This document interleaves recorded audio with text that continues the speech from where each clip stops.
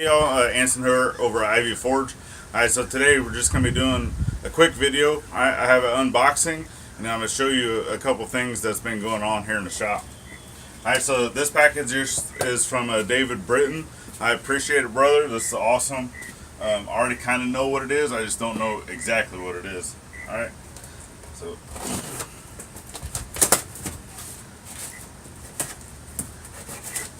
let's get her opened up.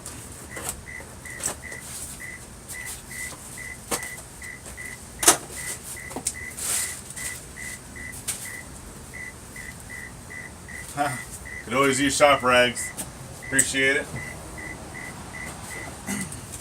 I know they're in there for stuffing, but hey, shop rags are awesome. Alright, sweet. So I got 4 chunks. It's the 4130. It's going to be backwards on the camera. Alright, some hammer blanks. That way I can get to doing some hammers. Alright, awesome. Appreciate it, David. And while we're here, I'm also going to do just a quick. So, you already saw there's one of my tongs. I still need to clean it up just a little bit. Clean up the reins just a little bit. And you saw in my first video that I actually messed up the boss.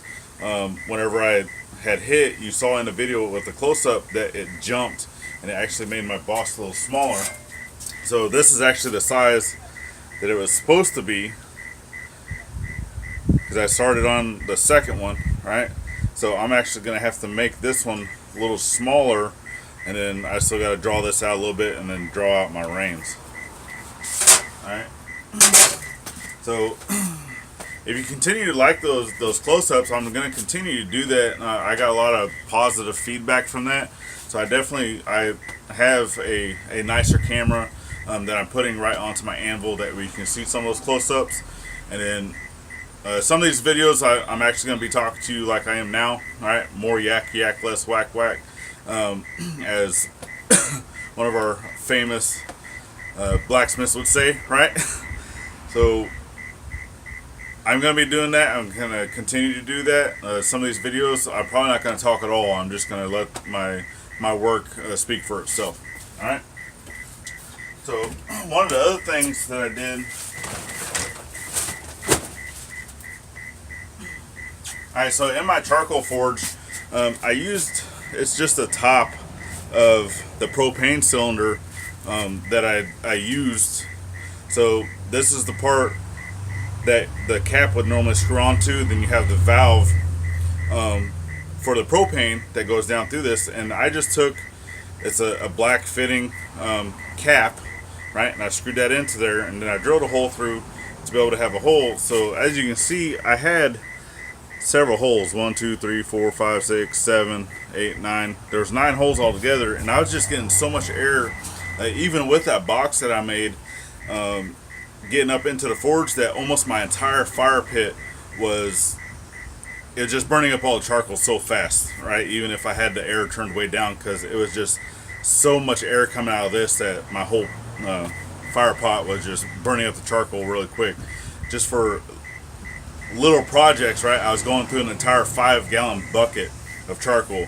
So what I did is I went ahead and I filled this refractory, and I closed off some of those holes, and I'm gonna see how well this does instead, right? So that's one thing, one improvement. That's why I didn't get a chance to work on my tongs or finish the tongs, because I wanted to fix this first and see how it's gonna go. Alright, and then also for my gas forge, alright, it's a 25 millimeter ammo can, and I needed to redo the burners for this. Alright, I mean, I've been thinking, do I want to do Venturi burners? Do I want to do forced air burners? And all these things, do I want to do a ribbon burner? And with all the things that I've been going through, I was like, do I want to do this and then redo it? Do I want to do this and redo it? No. So I went ahead and decided to build a ribbon burner, because that is the most efficient thing for the long haul, right? Even though it's the most expensive, right now I'm more using scrap, so it's kind of a miniature version of a ribbon burner. Alright, well, I wouldn't really say miniature, because it's still pretty good size. Alright, so that's what I've been cooking up. Alright, making myself a ribbon burner, so let's get this thing taken apart, see how it turned out. Be kind of a second unboxing, if you will.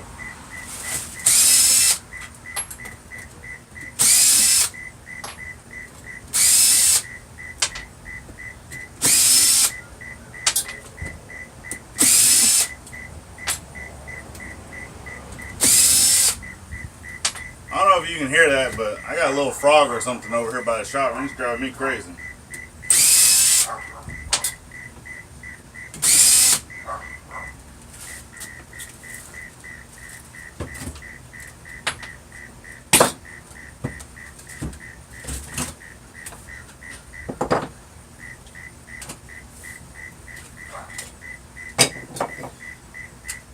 Alright, so this isn't going to be 100% cured. I just did it yesterday. Alright.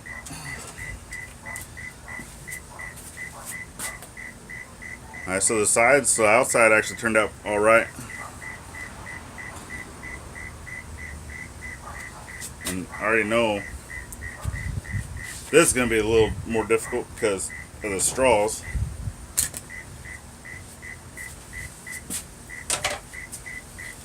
Oh, there we go.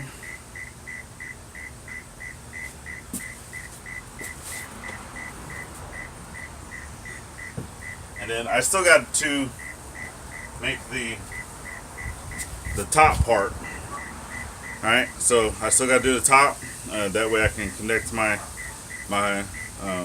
pipes and going into that. And then I also got to figure out what I'm going to use for a blower, since ribbon burners do use forced air.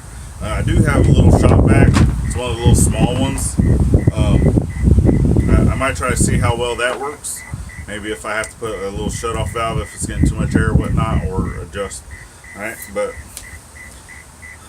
we'll get to see how this works here in the near future. Alright, so stand by for that. I didn't do a video of making this, but I will do other videos of updates of how well this is coming along. Alright, so that's all I got. Alright, appreciate it, David. I'll go ahead and send the link down to your channel if people want to go check them out. Alright, and catch you on the next one. Bye.